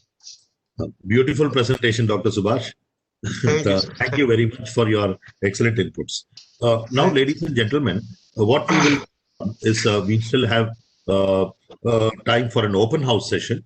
So we will have each of the industry leaders, government and institutional leaders speaking for about maximum 2 minutes each on their concrete policy related or field level related inputs, meaning what should be done, 2 or 3 points each. Shall we start off with Sagarji or Deepakji, whoever is ready immediately? Sagarji initially. Actually, Sagarji. Deepakji has left, Padmananji. Oh, okay. He's left. So we'll have Sagarji is still on. Yes, we have. So Sagarji, can we have in just 2 or 3 critical highlights from the from the policy or field level intervention point of view, because we will be preparing a knowledge paper and taking it to Rupala ji for actual implementation, policy level and at the field level. So over to you, Sagarji. I think you're on mute.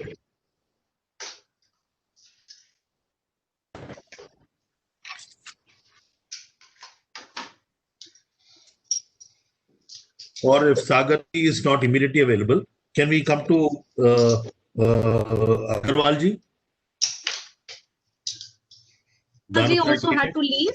So can we request Mr. Rajveer Rathi? He hasn't spoken yet. Oh, Rajveer. Okay, well, let's come to Rajveer Rathi ji, and then we'll come to concluding remarks. Over to you, Rajveer ji. Yeah. Thanks, Pradhanji, and good afternoon, everyone. Although I have, collated, but in addition to what has been spoken, I won't go in the repetition, but I think there is a multiple approach which is being needed, and I agree with the previous speakers suggesting that there is a high time to move from emergency mode to kind of a peacetime, proactive, progressive preparation, so that at least we minimize the impact of invasive and migratory pests. So one would be definitely at a policy level, that how we can tie up with the international agencies and contribute to strengthen the surveillance, survey, and migratory, path tracking, which Dr. Subhash Chandra has also mentioned.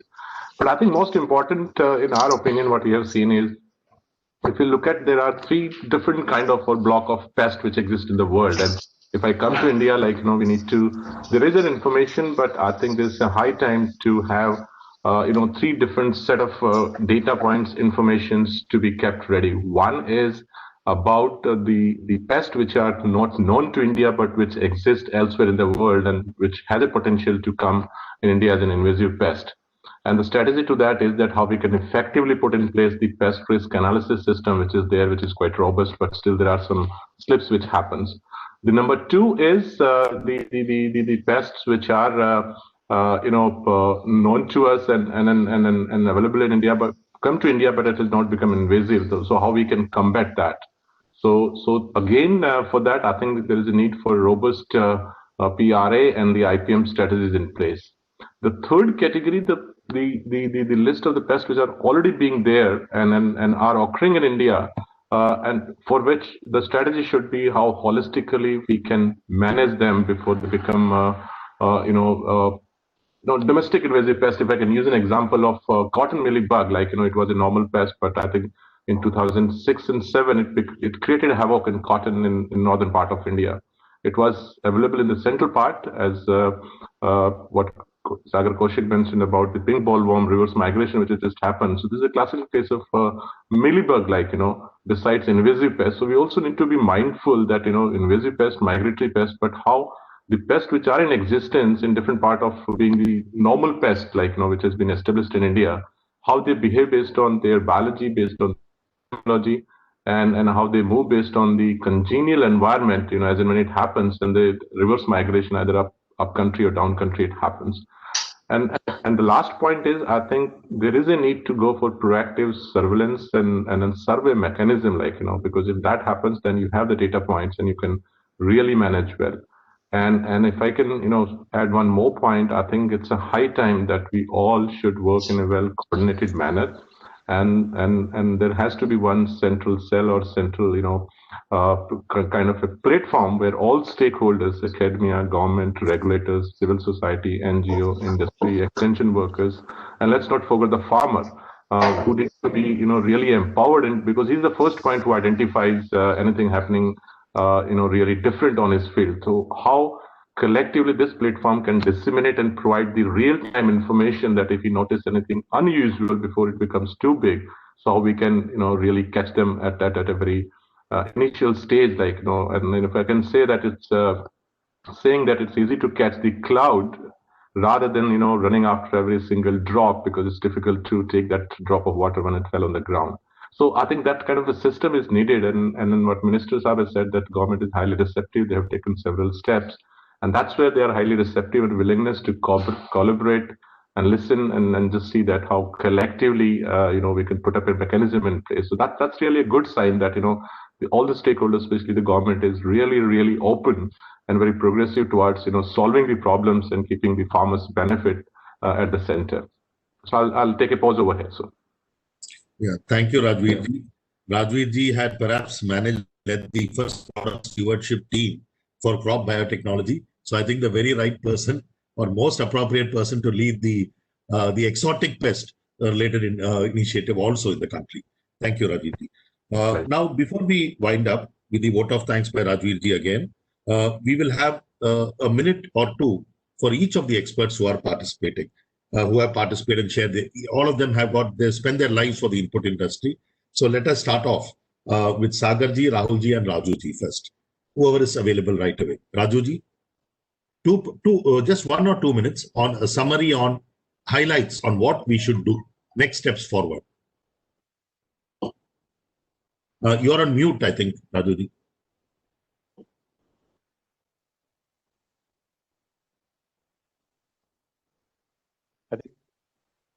Okay, can you hear me now? Very good. All right, sir. Thank you so much. So from my side, I think in terms of policy, first thing is that we need to have a dedicated center for identifying, tracking, tracing the invasive pests, the pests which are foreign to the country, and it's not a very difficult task. I think global database is available. If the academia can focus on it, it'll be good.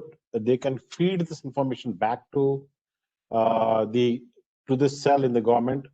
Industry should also feed the cell. So having a central cell which collates all this information way up in advance. Number two, understanding the morphology of these pests as to where exactly they could hit. We now have systems like AI, etc. Similarly, we also know when a predictive pest incidence is possible now. So if we can bring that element in using technology. Third thing is looking at that pest, if we can do some preparatory planning within the country to say, okay, what all will it need to manage this pest? So like, for example, if this pest is available in XYZ country, which are the products approved there? What products are those products available here? If not, can we go back to those companies and say, okay, get this expansion, keep ready this expansion. Whenever the pest comes, immediately they should be approved in that case. Similarly, a periodic update involving all stakeholders. Normally, in all such cases, government is involved there, regulatory involved there, academia also many times involved there, but industry is completely ignored. And if you ignore industry, then obviously you're ignoring the solution. So involve the industry compulsorily. Next one is basically the response time. I think it's very important once we have identified what all could potentially be the solutions, if we can quickly devise communication strategies around them and then move them very quickly down the line. Last one from my side is harmonization of the communication between the central body and the state level players. That's where the major challenge happens. We saw that in Project Safal, that every state had a very different story to tell of the same pest. Issued the directives issued by IAMR were read in different fashion by different people. One product was approved at one dosage in one state, the other dosage in the other state. I think Dr. Subhash also mentioned about IRM. It's very critical to keep in mind that we do not create a difficult position of resistance management while solving this problem. So if you can address these points, keeping the farmer and the industry in the center, I would recommend. And that will go a long way in helping us prepare for such an emergency. Thank you for this time, Padmanabh.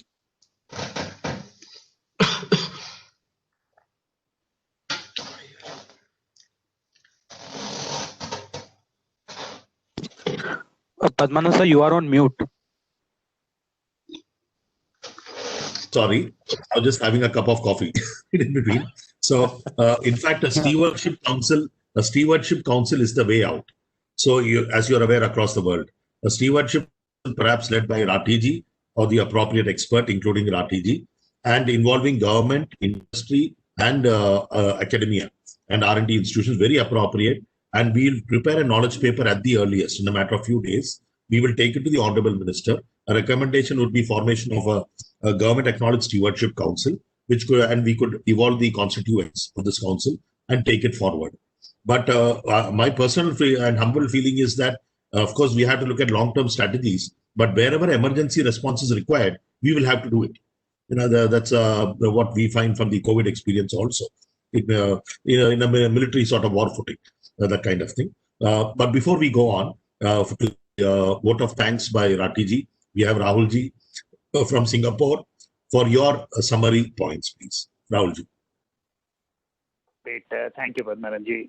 So just a couple of key things that I'll try to summarize in a very short time, Padmanabh. So which have kind of been said by some of us, but I just want to emphasize them once again. So number one, I think the coordination that we've spoken about at various levels, and that coordination is not just looking inward within the country, but there is a lot to learn, absolutely a lot to learn from how these pests migrate, from how they are handled, how they change with different, how the infestation can change with different seasonal conditions, right, across years. And there is a lot to learn. If we can start looking at taking those learnings and organizing it, especially for the high-risk areas, as a collaboration between industry, government, and academia, that's what really is required. And that's going to hold us in really good stead to deal with these future challenges that will come our way. Because believe me, there will be future challenges. We've all kind of spoken about the past challenges. And one thing we know for certain is those past challenges say something about how the future is going to look too, right? Whether it's on the weed side or it's on the pest side itself too. We are going to have those future challenges. So getting that coordination and learning in is going to be absolutely crucial. The second one I will kind of talk about is IRM as well as IPM, integrated pest management. There is, if you look at the history of multitude of these pests, because IRM and IPM go hand in hand actually. The more number of solutions you have, different modes of action, as well as solutions that are seed related, that are seed treatment related, that are foliar spray related, the more number of these solutions we have available for farmers, the better chance for us to be able to have a sustainable long-term solution to managing these pests, while creating a beneficial environmental impact too, rather than having something where our environment suffers because of that while we are dealing with these pests. I think that's extremely important. And having policies that allow us to look at that integrated pest management and treat it in a differential way are going to be extremely important. The final one I would add is very much something I spoke to the Honorable Minister also, which is innovation. Multitude of problems can be solved with innovation. We look at COVID today, right? All of us are tracking very much, extremely closely what is happening with the latest vaccine. And we are absolutely surprised with how quickly the industry in that case has been able to respond. Believe me, that agility and resilience exists in our agriculture industry too. What we need is to be able to give a preference to innovation. And what I mean by that is not give innovation alone a preference, but have a field where innovations can come to market as quickly as they can in anywhere else in the world. Bring them in, because these innovations will help us deal better with pests, drive IPM. They will also help us in doing all of this in an environmentally sustainable way. Our industry is looking more and more like the pharmaceutical industry, where grams per hectare can make a massive difference in control and can make farmers successful in their incomes while providing control. And to me, having that accelerated system which allows that is going to be highly beneficial to the country in dealing with the future pest issues too. So, Mr. Padmanabhan, that's where I land, and thank you again. I think you're on mute, Mr. Padmanabhan.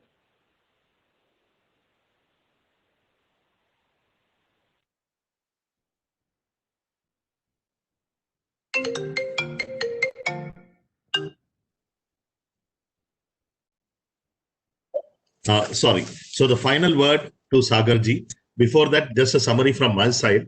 We have quarantine, we have surveillance, we have chemical, including banned and toxic chemicals. We have biological control in terms of natural predators.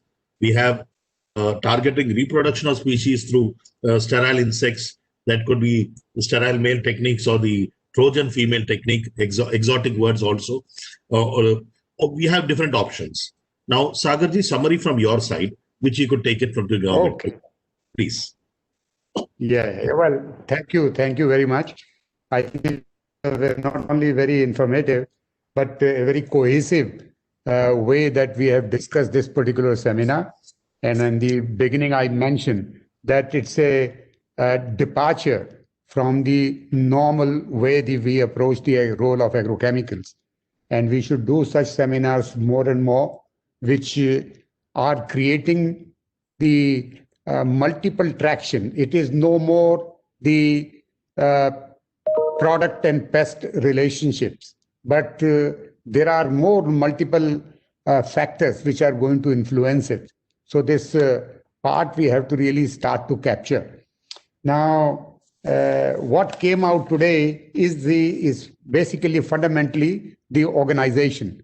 And I think Honorable Minister has enthused us that he is pretty much sold on creating a structure by which there is a task force which is outcome oriented.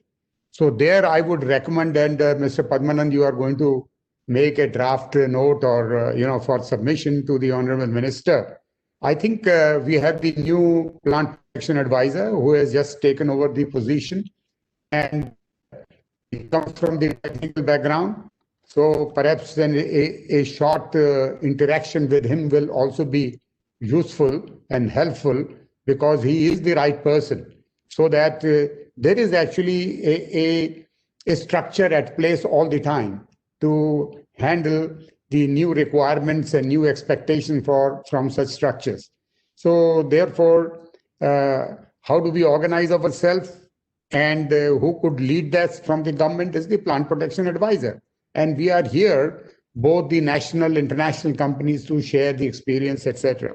That's point number one. Point number two, I would just say this in a different word than what Rahul has just mentioned. I think whether it is a new product or it is the currently used product, what is important from the resistance management point of view is the mode of action. So therefore, one product may die for whatever reason, but I think the mode of action should survive. Mode of action should be in the library of Government of India. And we need to have a policy that the mode of action should not die. We have to retain it. We have to nurture it, even if for the smaller value, because mode of action will have maybe 20 products or 50 products or 5 products. And I mean, this corona is one example. It would have been much smoother at one point of time to ban hydroxychloroquine. I mean, why? I think that time there was no need. Some wise person thought that let's not kill the product because it's a mode of action. Keep it. So therefore, I think beyond product, the recognition of mode of action is very important. And it is also valid that when we talk about the new product is good, but is it bringing a new mode of action? So therefore, the prioritization part becomes very much important. The next point is that these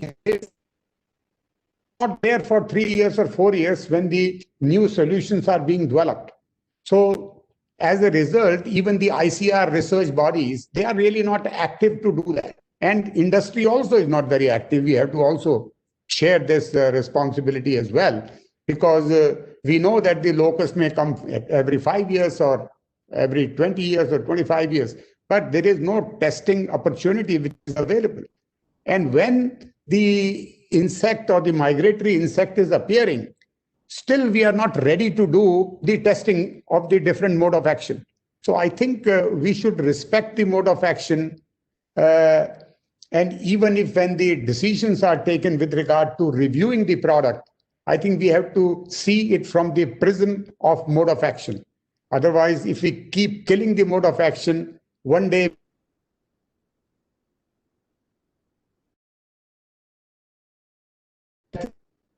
I wanted to mention, and I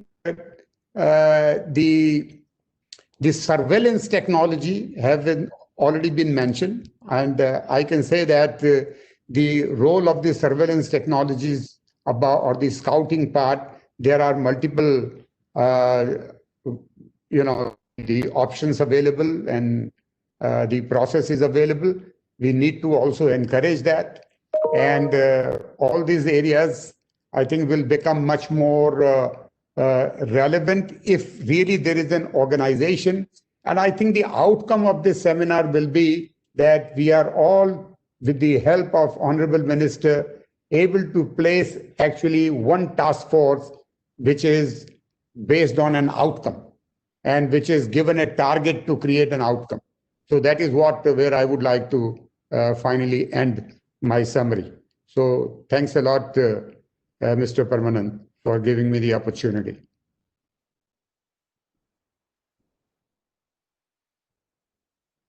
Mr. Padmanand, you are on mute. Can you unmute yourself? Sorry. Yeah, beautifully put, Sagarji. Maybe give 1 minute to Dr. Subhash also from IARI. Dr. Subhash is on call.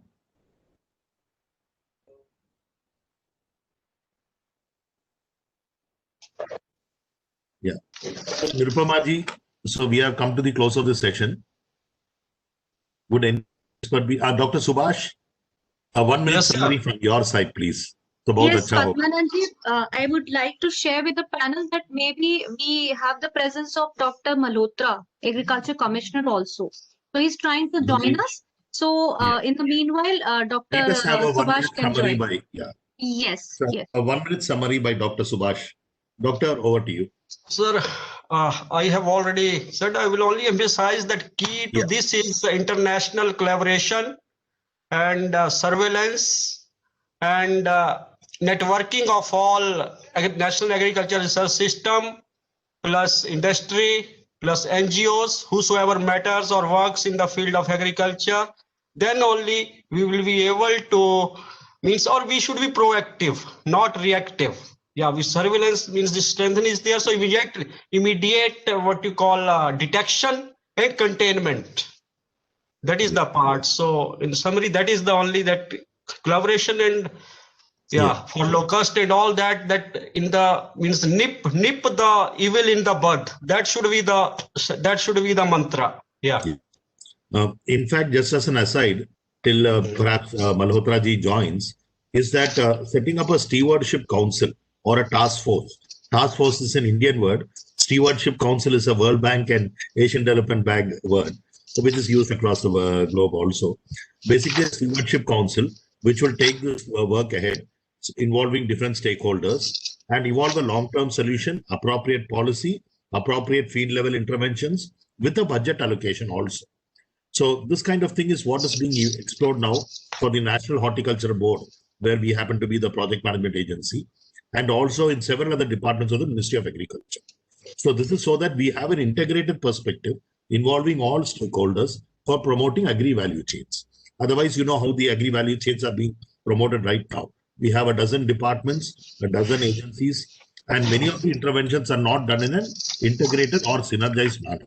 So a stewardship council or integrated task force, which will be value chain based, it may be commodity value chain based, and also for the sector as a whole, is something that is going to happen anyway in a matter of months.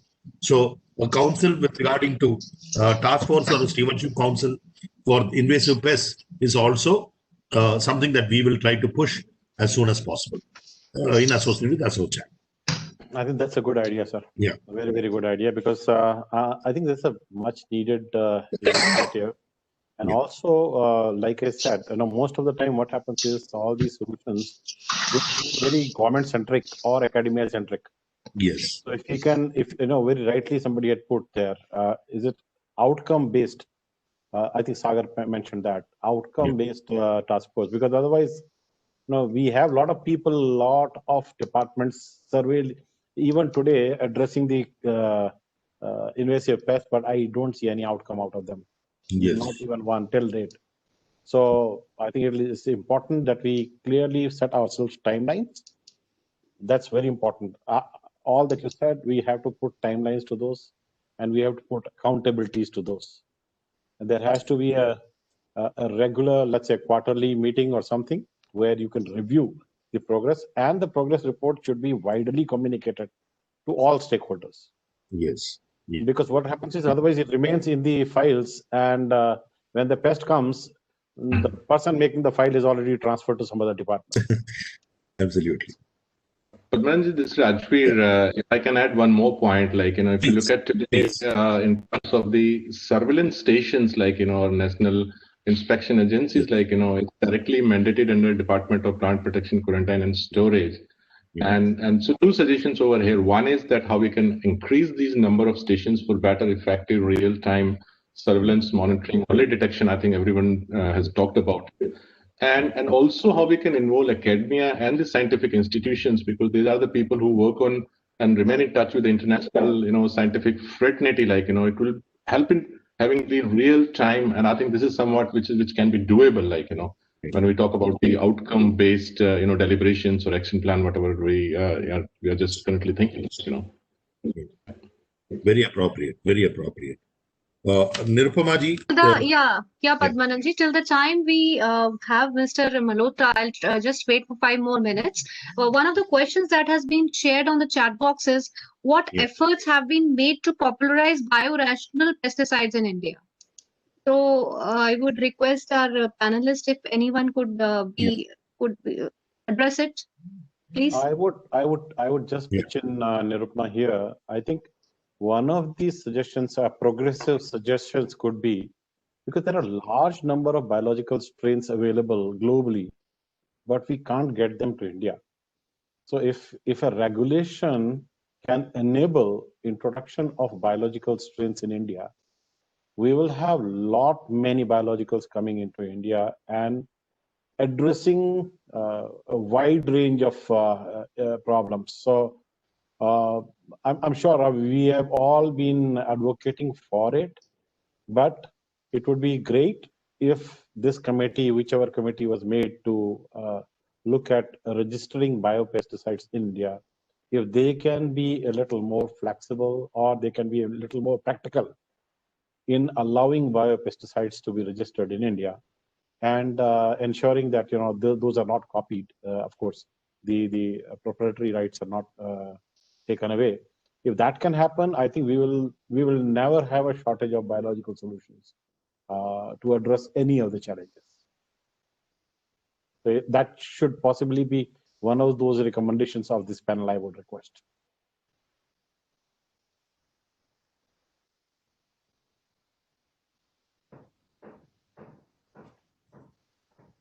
Thank you so much.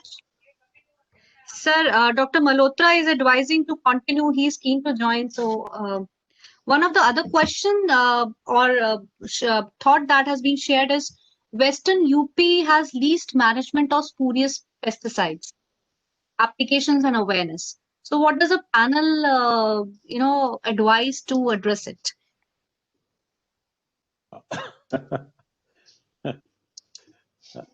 I think the answer is in the question itself.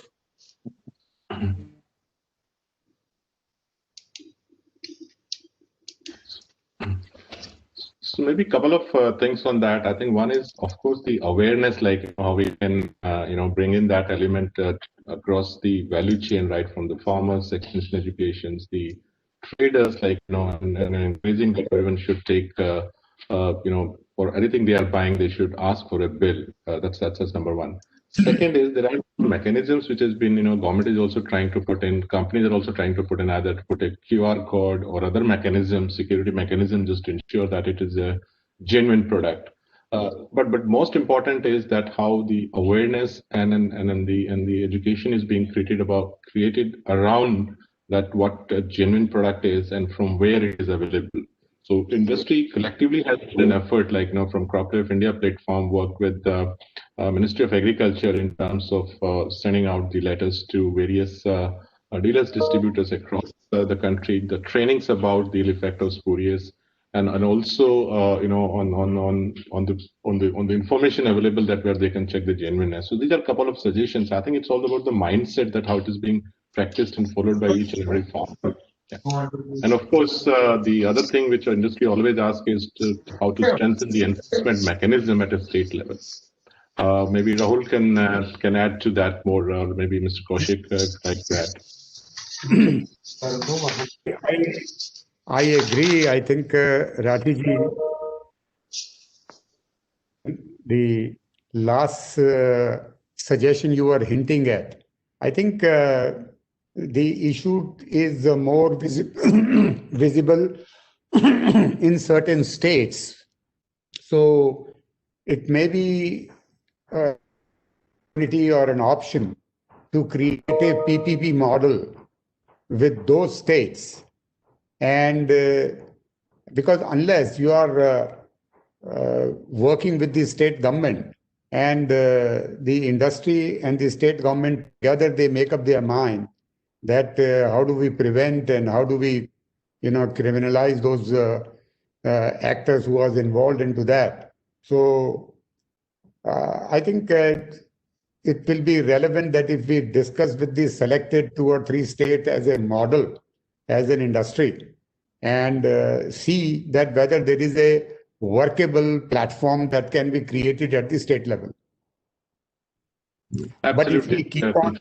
In fact, I remember Mr. Shroff of UPL saying, to double farmers' income, we can go halfway through only by ensuring that QR codes are there in pesticides and spurious pesticides are stopped. We can increase yield and reduce costs by at least 20% effectively in terms of income impact. So most critical issue which somehow the world has not taken note of. No, but yeah, I agree. And what Rathi has just mentioned, about this QR code related initiative. I mean, to me, it is quite clear within the next maybe 3 years' time. I would say that all responsible companies in India that may constitute to almost, I would say 85-90% of the business, they will follow this process. So which means that majority of the industry and substantial majority of the industry, they want to do the good practices. So therefore, sometimes, these numbers, I can't say that, 60% of the pesticides in India are spurious. I mean, the math doesn't match, but who knows? I mean, people can also challenge me, but I think we have to have the foresight for a solution. And it is quite visible that whenever there are good processes available, the industry, even the smaller members of the industry, they want to take up the good practices as well. So I think, Rathi, we should, and I will really fully like to support if identify 2, 3 or 4 states as the group agrees, and really work there to sit together with them and create a PPP model and with a roadmap that how we can contain or we can eradicate this issue. Yes, that will be very Yeah, Padmanabh-ji, I think Mr. Tripathi, Rahul, please carry on. No worries. I'll just take a minute and just I think the points made were extremely valid, both by Ratiji and Mr. Kaushal too. And I think just to build on that a bit, I think as we put this model, we as companies and as an industry, I think are extremely committed towards this, right? And to me, there is a large role to play for apart from technology introduction and the coordination put in, there is a large role to play for education. And I can tell you, even you look at today's world, right, how it's different from just a year ago in terms of information, ways of information that farmers are accessing.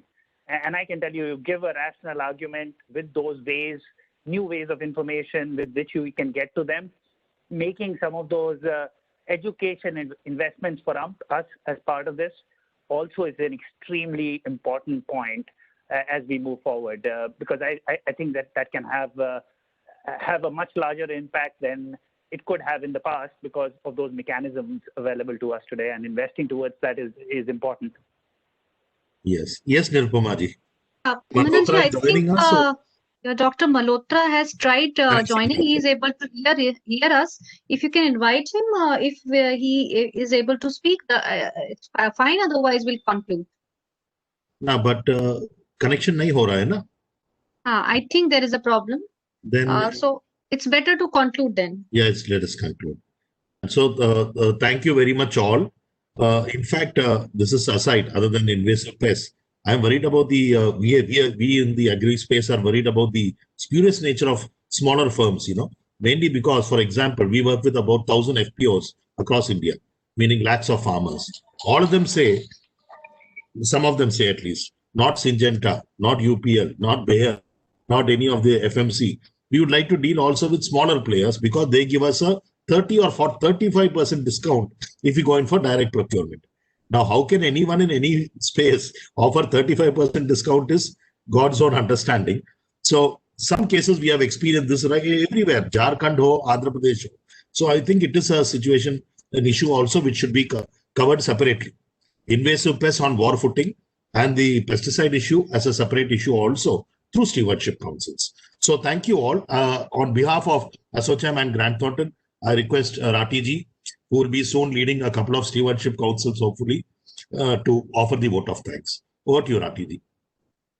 Sure, Padmanabh-ji. So thank you, everyone. And I'd like to start thanking Honorable Minister Ji, who has been really very vocal and understands the problem of the agriculture and the way straightforward it is putting that, and very much open to seek suggestions, workable suggestions, and to form a committee also. And we would also like to thank him that the new things which we have deployed, especially for the locust control, as mentioned about use of the spray through the helicopters and also use of the drones. And the other thing, I think that's in line with what other speakers have mentioned, is that how we can strengthen the international surveillance. So I think that's really really something workable, and that is something which is directly coming from the government side and which has been echoed by the industry speakers. I would also like to thank Dr. Subhash Chandra, especially not going into the repetition, but the importance of natural enemies and the bioagents, and also emphasizing the need for international cooperation, especially for early detection, containment, surveillance, and networking of all stakeholders, be it government, regulators, academia, farmers, NGOs, civil societies, and of course the farmer at the center.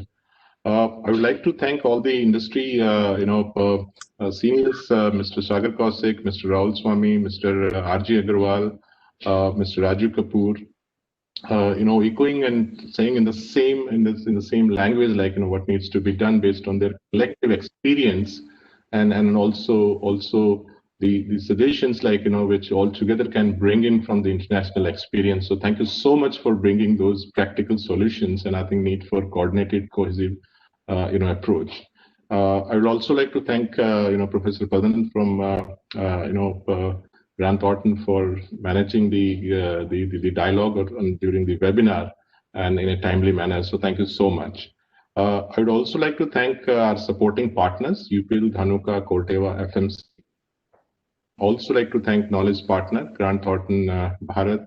Thank you so much for that. And I think Mr. Padmanabhan has already agreed to work upon that and circulate and then submit and seek time from Honorable Minister in a smaller group that how we can take it forward from the emergency reacting mode kind of a thing to more structured, proactive, preempting the thing so that at least we can minimize that damage which these invasive pests can cause. Last but not the least, I would like to thank also the media partners, Krishi Jagat and Agriculture Today. And also thanks to all participants, which are close to, at one point of time, crossed more than 250, if I can see on my screen, but now still we have more than 204 people. So I think that shows that how important this was. So thank you everyone who took time and dialed in.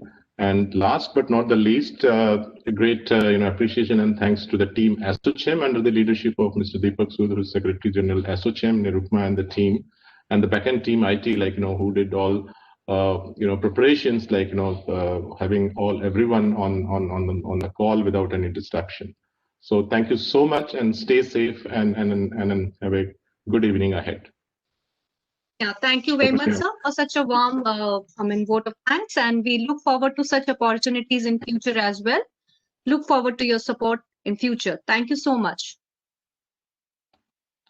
Okay, bye-bye everyone. Bye. Bye-bye. Thank you. Bye-bye.